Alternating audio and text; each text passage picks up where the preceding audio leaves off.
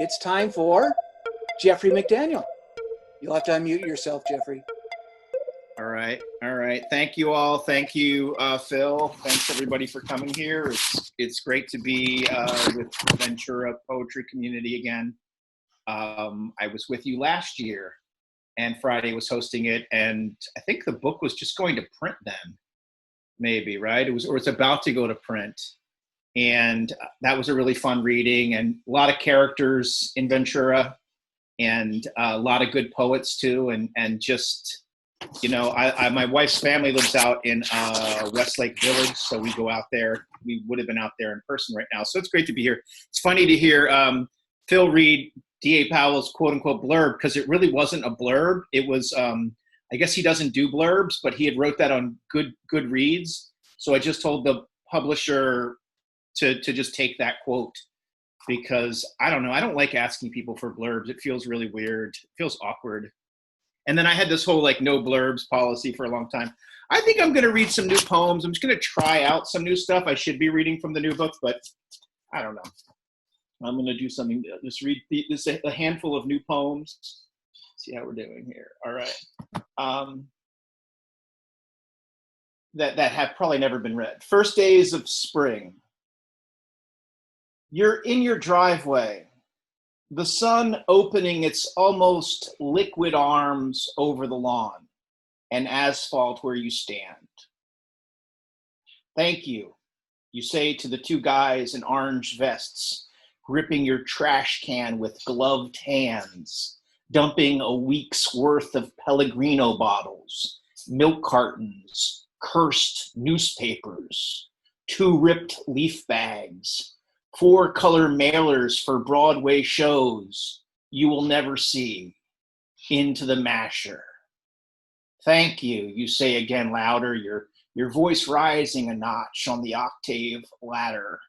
The most sincere 2 words you've uttered all year. Thank you, you want to scream from the papier-mâché roof of your lungs. As the truck groans to the house next door, where your neighbor was wheeled out and into an ambulance 17 hours ago by emergency workers with white masks like cloth hands cupped over their mouths, their clenched eyes, the only thing vaguely face-like about their faces. Thank you, you want to say, to every grocery store worker as you stand on the edge of your property line, the island of soil you and your family try to survive on, the sun crashing in waves on the black shore. Okay, all right. Okay, let's try something else here. Some of these I'm not going to read. Some of these are, I'm going to read a few that there's something wrong with, but I don't know what. But we'll just see how it goes. So obviously these have been written since March. When the cat's away, the mice will put on their party hats and sneak into the liquor cabinet. When the cows are away, the milk bucket will bathe in moonlight. Little pitchers have large ears, said the mother, pointing at the ceiling. Little silences have big echoes, said the stoned composer. Little kisses have a way of growing into big penises, said the grandmother on prom night. Little leaks sink a ship, yelled the captain, spitting seawater from his lips. A little knowledge is a dangerous dress to wear to a nightclub, said the father in little socks. Little strokes fall great oaks, said the paper cut as it lashed into your finger. Little things please little minds, said the pervert as he stared at himself in the mirror. Little thieves are hanged, but big thieves escape, my friend Cree yelled as my brother was taken away in a paddy wagon. I like that, all right. I actually like that one, all right. This one, there's something wrong with, I'm sure. Taking a page, okay. taking a page from the pick a card, any card approach to writing, I flip the pages of the dictionary and stick in my finger into the whirling blades of language, and my index lands on the word pay. You will pay for this one day, young man. You will pay for your sins in a currency that has not been printed yet. You will pay in nickels of blood, quarters of breath. You will pay in chipped marble pieces of your soul. You will pay through your balls for what you said, did, thought. But when will my debt be paid? I asked the big bank teller in the sky. When you stop borrowing in the middle of the night, you furry-faced ingrate. And with that, the cannon blast of clarity, I start my day like the engine of a freshly washed car, always on the verge of being paid off. Yeah, you know, I kind of like parts of that, but I don't know. We'll see. This one I've got a surprise for. Hold on.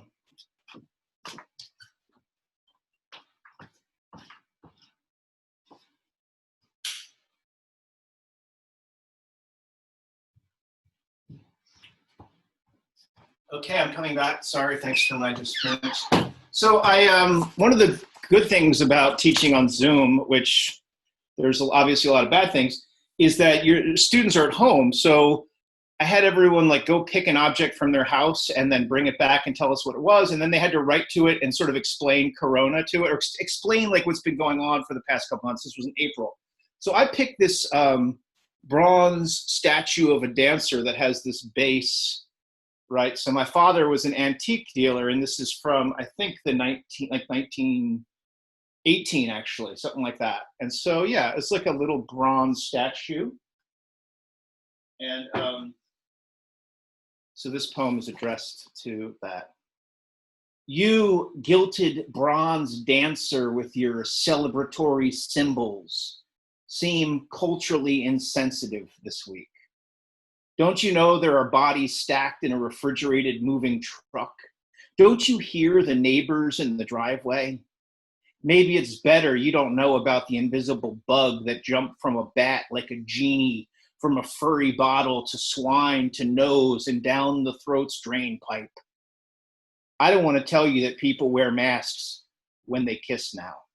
The full body condoms both lovers must slip into, the 15 minutes they have to wait for test results before they can fuck like bunny rabbits on Easter.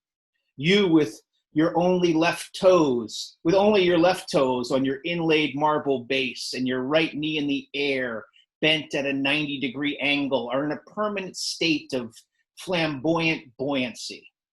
The just clapped cymbals reverberating in the air. I don't want to tell you where the neighbors are going, first in line behind the long, dark car. I don't want to tell you, but who am I fooling? You were born in 1920, 2 years after the Spanish flu ripped through the world's lungs. Is that why you dance? Is that a sob escaping your bronze lips, you forever frozen between notes? Okay, and then the last one of these poems I will read is this one, but doesn't have a title. How you holding up? A friend asks. High waves of anxiety mixed with periods of surface calm. How you holding up? By a thread. I am being held up by a strong thread. And what scares me is not knowing what the temperature is of the water I am being held up over and what's inside there. How you holding up? With both hands, I'm holding it up with both hands. How you holding up? Like a bank with fake bills in the drawers, like a mushy birthday cake, like a middle finger out a car window, like a bad perm, like the hand of the student in the back row who wants to show he's participating but doesn't want to get called on, like the eyebrows of Winona Ryder after too much Botox, like a fist from a pile of rubble. So those are the new poems. I'll put them over here. Thanks for indulging me. Kind of thinking about trying to send some of them out somewhere, maybe. Who knows? I don't know.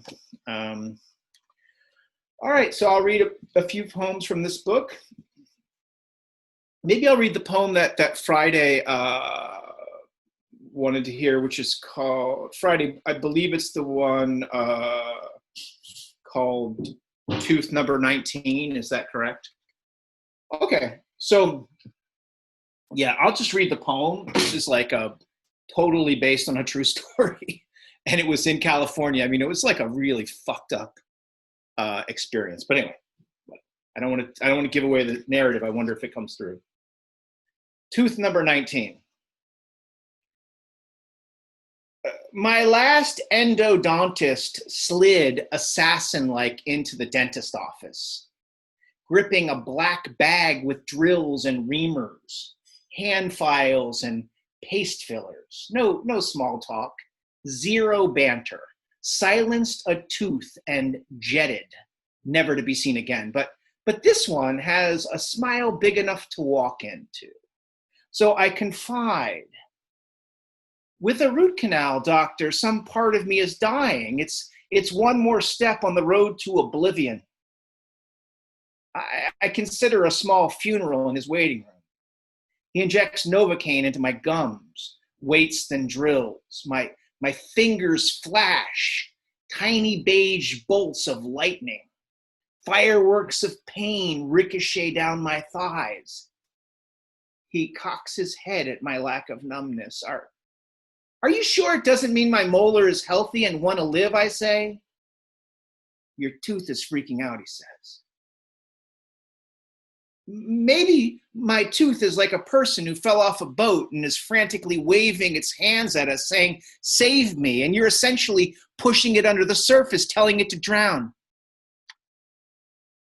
I wouldn't think of it like that, he says. Your tooth wants to die and I'm helping it, pumping a double dose of Novocaine.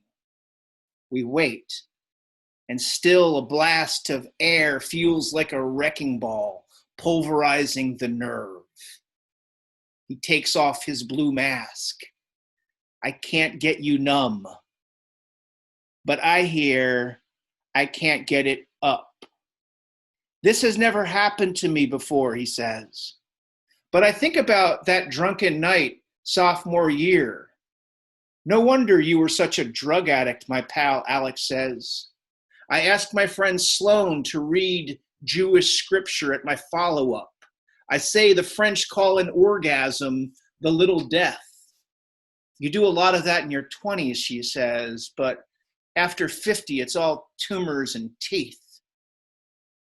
We are gathered here today to say goodbye to tooth number 19, a lower molar with 2 roots who chewed with abandon through licorice and Skittles, taffy and candy corn. 19 did not complain. He did the work that was in front of him. His crime, he wanted to go down with the ship, but in the end was disposed of like a stowaway.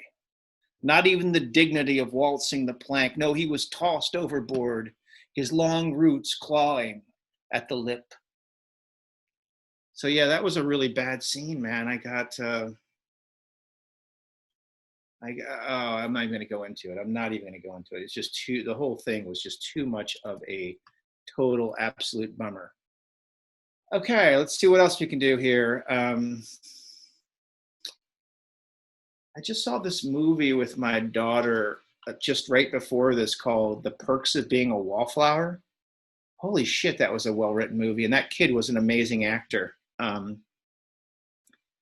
So maybe that put me in a mood to read something sad. I don't know.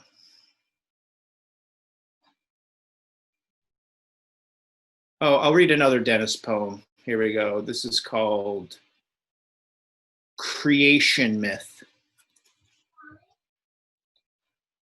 You're in a dentist office, plastic flowers on the sill.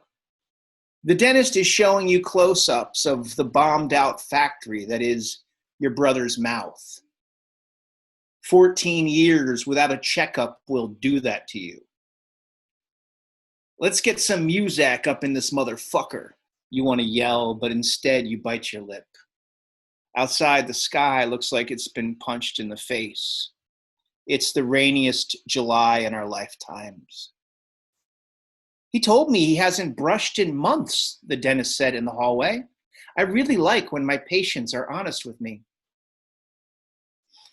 An hour later, we're at my dad's apartment, turning the keys in.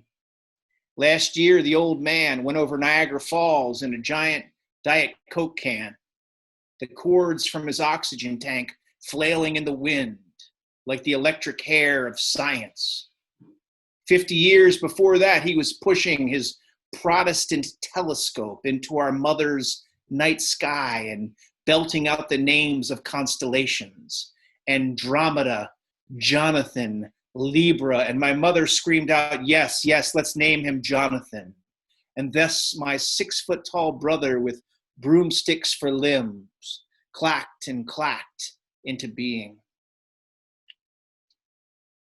Okay, I'll read a couple more pieces here. I'll read like a poem that feels obnoxious that maybe I should, I don't know if tonally I should have put it in here or not. So this book, like, one of the weird things with this book was that it was composed, well, like, you know, in putting it together, I made 3 chapters and did it sort of chronologically. So the first chapter is all stuff written before 2017, and then there's a section called 2017, which is all poems from that year and a little bit after. And then, anyway, all right. I don't know what I'm saying. This is called Genital Odometers. We need odometers on genitals so we know what we're getting into, said a man. Of course, he's the one whose loins turned out to be a 79 Pinto with a busted carburetor and grease stains on the pleather seats.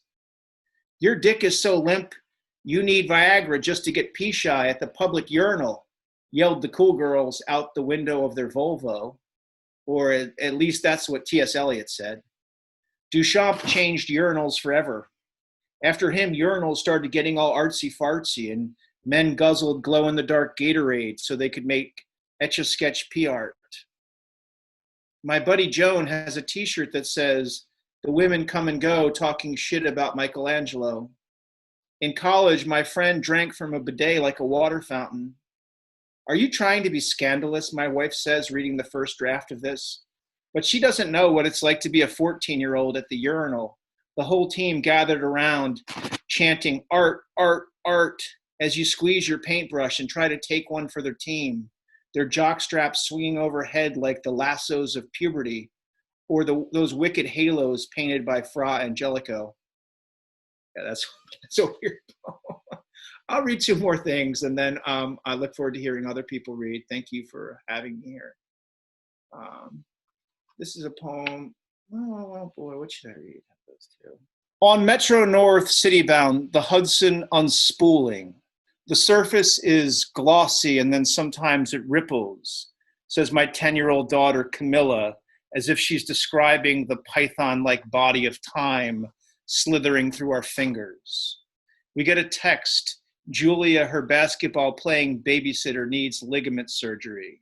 The train releases us from its long, thin body. 3 years from now, Camilla in puberty's funhouse might mandate 10 yards of distance from my body in public.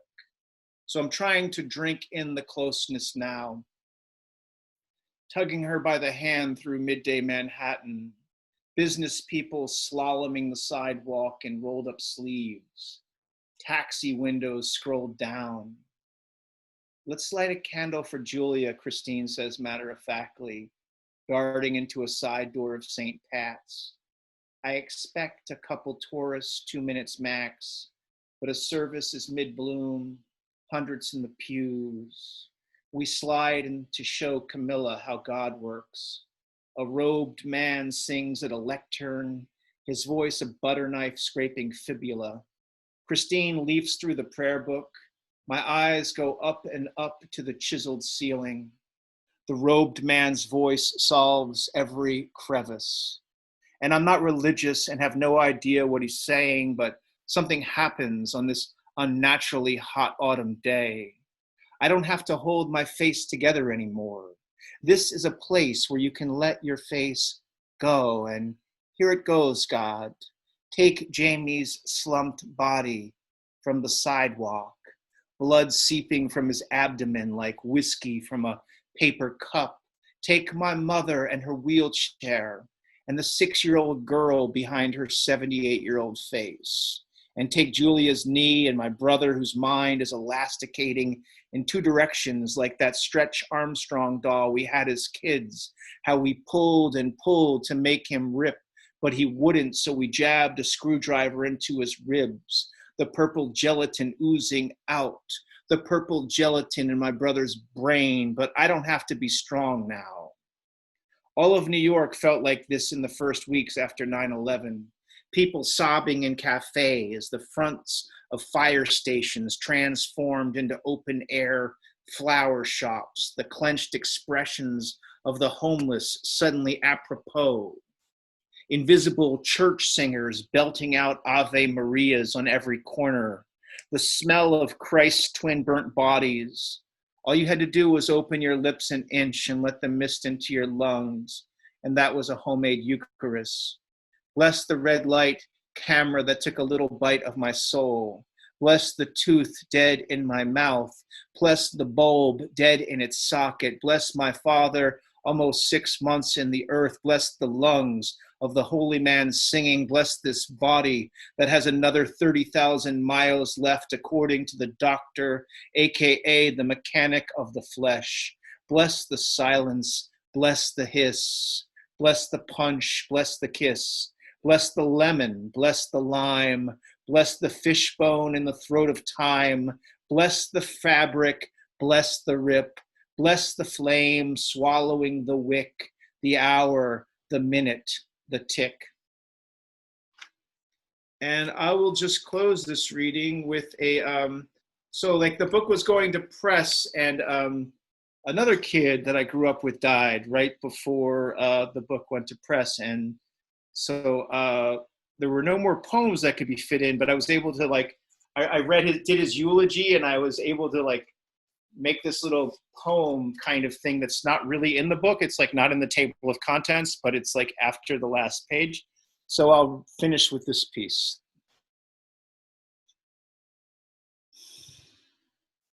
Imagine you're in a tall cave and there's a bird flying, and you cannot see the bird, and you cannot hear the bird, but you can feel the echo of its wings and its tiny breeze going through your hair slow, not exactly like a comb, maybe like someone's fingers, someone you used to know.